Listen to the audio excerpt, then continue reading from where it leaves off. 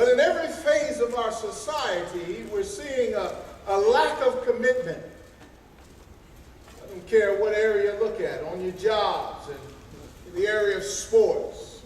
You can understand those things because they don't really have meaning, that is, eternal meaning. But when it comes to the church, we ought to be committed. We ought to be committed to the work of the Lord.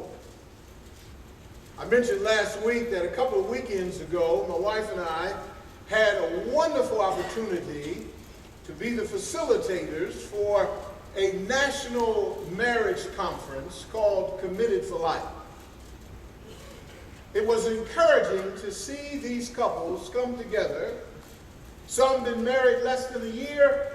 Some have been married for 49 plus years. And they get together every year, and they come together, and they simply say that we are committing ourselves for life to our marriage. It's a wonderful thing to see in an age where there's such a lack of commitment. Dr. Tony Evans, in his book, No More Excuses, the men in our fellowship, we use it for 2 years, and he gives an illustration of commitment. The story is told of a chicken and a pig walking down the road, and they see a sign in the window. The sign says, "Help needed to make breakfast, bacon and eggs."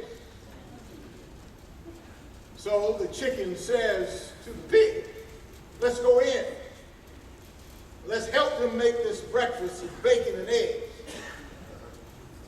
The pig said, "I'm not going in. For you, that would be a donation. For me, that's full commitment." That is exactly what full commitment is. Giving yourself to the point of sacrifice, which may even mean your own life. There are not too many things that I would give my life for, but all of us should say that we would give our life for the work and cause of Christ. The reason why I say that is because that's where discipleship begins. It begins with a full commitment. For the Lord says that you're not worthy of following him unless you're able to give up your life or willing to lose your life for the cause of Christ. Now, we don't hear much about life being lost for Christ in America because of the wonderful freedoms that we have to worship. But persecution has not stopped. Many of our brothers and sisters all over the world are losing their lives for the cause of Christ. They are not giving up, and they are not giving in. They're continuing the commitment for Christ. The classic missionary movie, Some Through the Fire, illustrates the commitment of the Christians in Uganda under the regime of Idi Amin. And it was open season on believers. The story is told of a house church. About 75 Christians meeting on Sunday.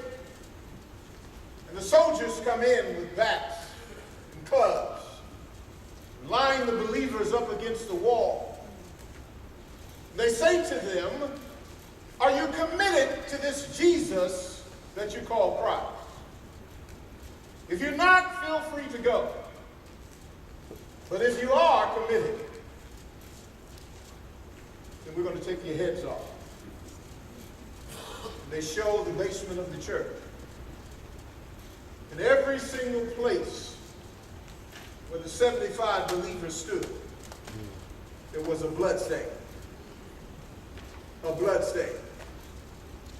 Which saying that even in the midst of adversity, they were committed to the work of Christ.